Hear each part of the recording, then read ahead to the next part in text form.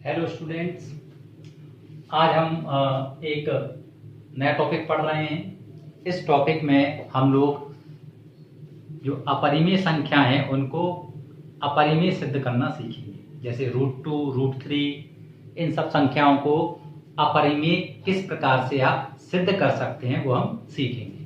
तो देखिए, उससे पहले हम लोगों को एक प्रमेय पता होनी चाहिए।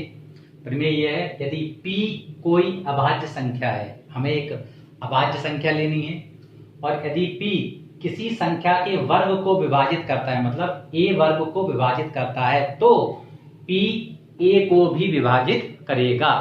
यहाँ पर a एक धनात्मक पूर्णांक है। जैसे एक हम एग्जाम्पल के द्वारा इसको समझ सकते हैं। मान लीजिए आपने एक जो अभाज्य संख्या है वो p बराबर 3 ले ली, ठीक है, और आपने एक संख्या ले ली a बराबर 6 ले लिया, ठीक है। अब आप यहाँ देखेंगे, हमने a का स्क्वायर निकाला, कितना होगा 6 का वर्ग बराबर 36, और 36 में 3 से भाग देकर के लिखा, तो आप देख रहे हैं 3 से भाग 12 बार चला जाएगा, पूरा पूरा भाग हो गया, ठीक है। तो अब हमारी प्रमेय क्या कहती है कि यदि p मतलब 3 a स्क्वायर मतलब 36 को भाग कर रहा है तो 6 को भी भाग करेगा। करके देख लेते हैं। 6 में 3 से भाग दिया, 3 दूनी 6, 0 हो गया।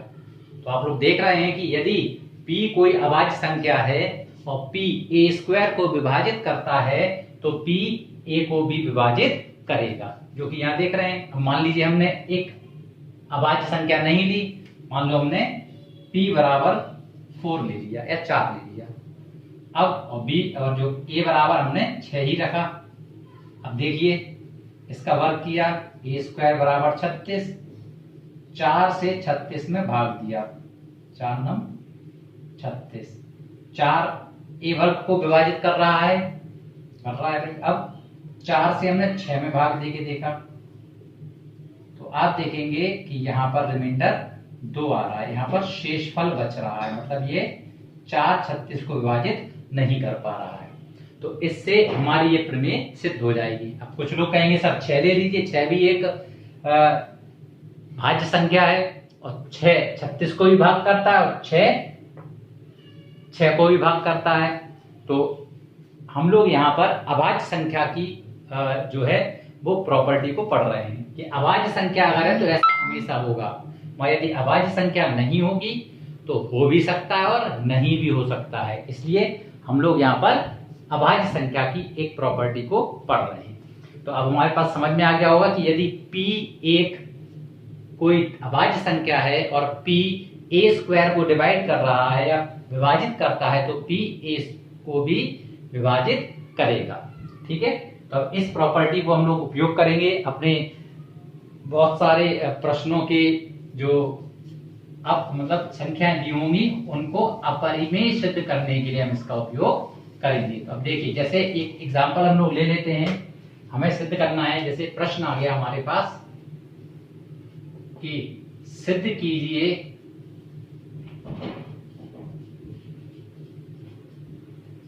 √3 एक अपरिमेय संख्या है।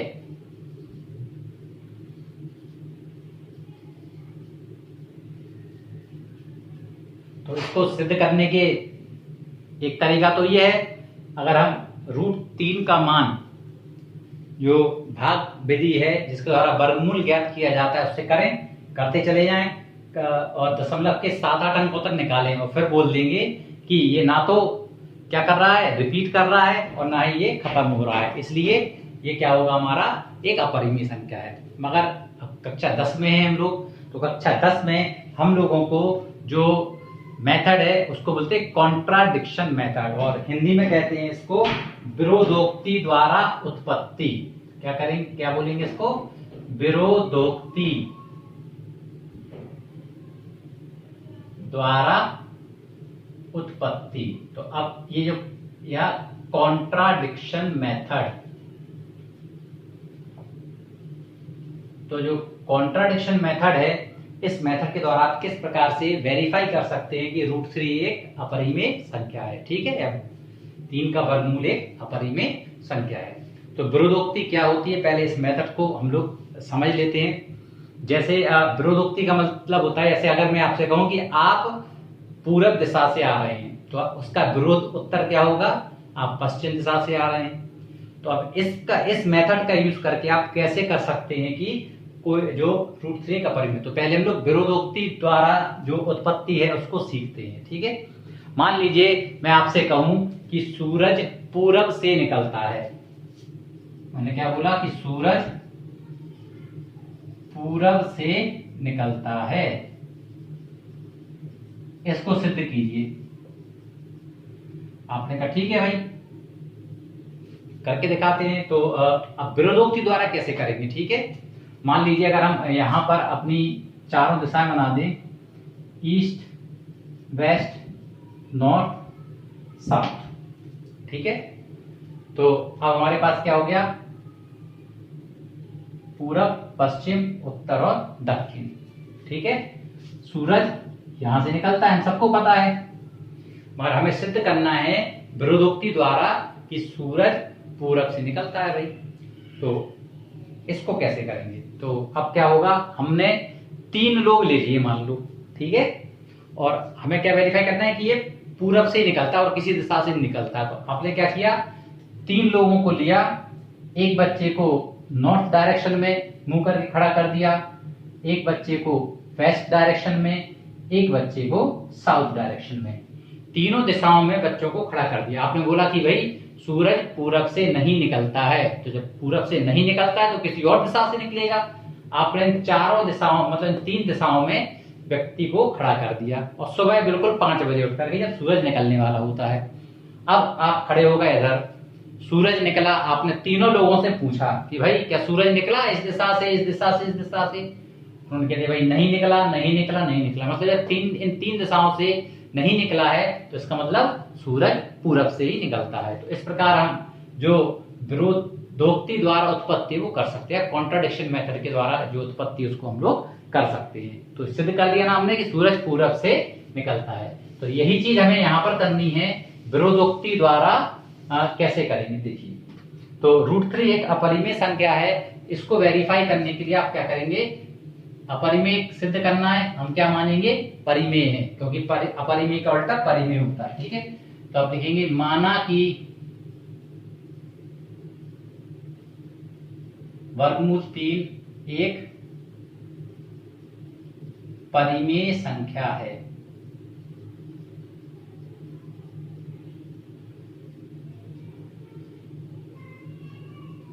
ठीक है, तो परिमेय तो इसको हम a/b के रूप में लिख सकते हैं। तो √3 बराबर a/b, जहां a/b क्या हमारे अभाज्य या सह अभाज्य शब्द सही है के लिए, सह अभाज्य पूर्णांक है। संख्याओं के बारे में मैं आपको जानकारी दे चुका हूं, अगर आपको नहीं पता है तो डिस्क्रिप्शन में मैं लिंक दे दूंगा, जिसमें आप क्या कर सकते हैं, संख्याओं के बारे में पढ़ सकते हैं। तो जहां a/b सह अभाज्य पूर्णांक हैं, ठीक है। सह अभाज्य पूर्णांक क्या होते हैं, जो आपस में जिनका HCF 1 होता है, ठीक है, और कोई भी गुणनखंड उनमें उभयनिष्ठ नहीं होता है। तो हमने यहां पर मान लिया कि a/b सह अभाज्य है, ठीक है। चलिए अब आगे बढ़ते हैं। अब हम क्या करेंगे, इसमें दोनों पक्षों का वर्ग करने पर, तो दोनों पक्षों का वर्ग कर देंगे। तो दोनों पक्षों का वर्ग करने पर क्या होगा, हमारा √3 का वर्ग बराबर a/b का वर्ग। तो 3 बराबर a और b को इधर ले आएंगे, तो a वर्ग बराबर 3b का वर्ग। इसको समीकरण 1 लिख देंगे। अब आप यहां पर देखेंगे कि a वर्ग का मान आ रहा है 3 गुणा b²। जैसे यदि मैं यहां पर लिख दूं 24 बराबर 3 गुणा 8, इसका मतलब 24 को 3 भाग कर देगा, 3 24 को विभाजित कर देगा, क्योंकि 3 इसका गुणनखंड है।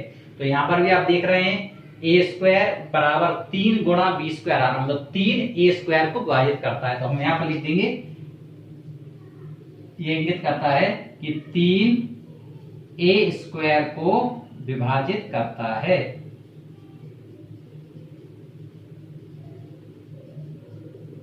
अब आपको पता है 3 क्या है, एक अभाज्य संख्या है। तो अभी हमने एक प्रॉपर्टी पढ़ी है कि यदि कोई अभाज्य संख्या है p और p a स्क्वायर को विभाजित करता है तो p a को भी विभाजित करेगा। तो 3 एक अभाज्य संख्या है, 3 a स्क्वायर को विभाजित करता है, तो इसका मतलब क्या हो जाएगा, 3 a को भी विभाजित करेगा। और इसका कारण क्या लिख देंगे, प्रमेय से, जो ऊपर लिखी हुई है। ठीक है, अब 3 a को विभाजित कर रहा है, तो a बराबर, जैसे हम लेके देखो 24, 3 24 को विभाजित कर रहा है, तो 24 बराबर हम लोग 3x लिख सकते हैं। इसको a मान लो तो 3x, वैसे हम लोग यहां पर लिख देंगे। फिर से कि माना कि a बराबर 3x, ठीक है, और समीकरण 1 में रखने पर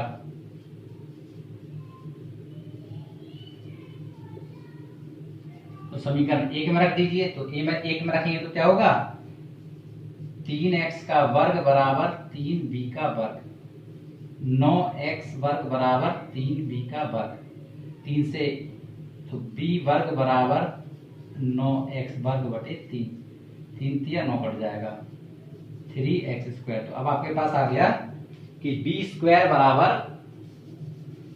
क्या आ गया हमारे पास, देखो यहां पर b स्क्वायर बराबर 3x स्क्वायर।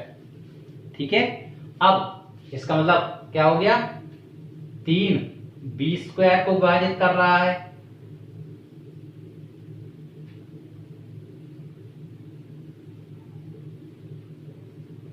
फिर से प्रमेय लगा देंगे तो 3 b को भी विभाजित करेगा।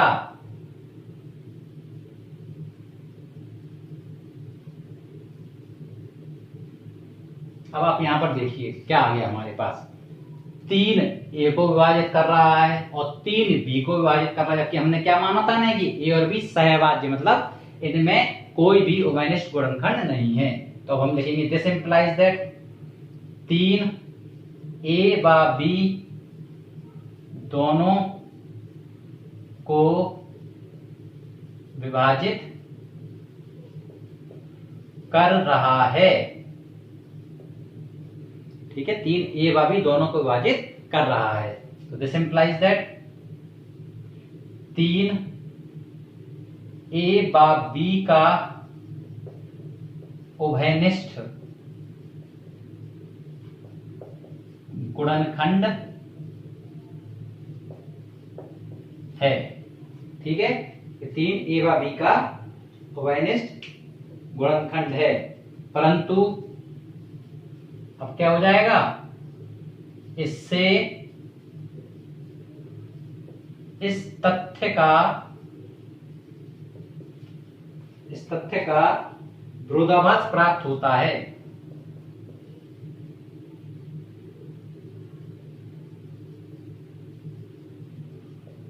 विरोधाभास प्राप्त होता है कि a व b सह अभाज्य हैं। ठीक है, तो क्या हो गया, क्योंकि देखो हमने बोला a व b का उभयनिष्ठ गुणनखंड है 3, मगर हमने पहले क्या माना था कि ये सहअभाज्य है, सहअभाज्य है, तो अब क्या हो जाएगा हमारा ये a व b सहअभाज्य, ये विरोधाभास हो जाएगा। अब ये विरोधाभास क्यों हो रहा है, क्योंकि हमने इसको परिमेय संख्या माना है। ठीक है, तो इसके लिए लिख देंगे हम लोग, हमें यह विरोधाभास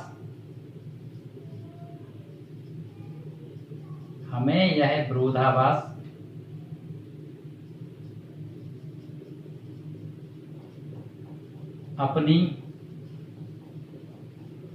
त्रुटिपूर्ण कल्पना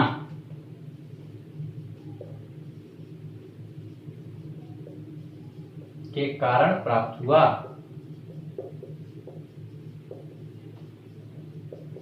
अतः √3 एक अपरिमेय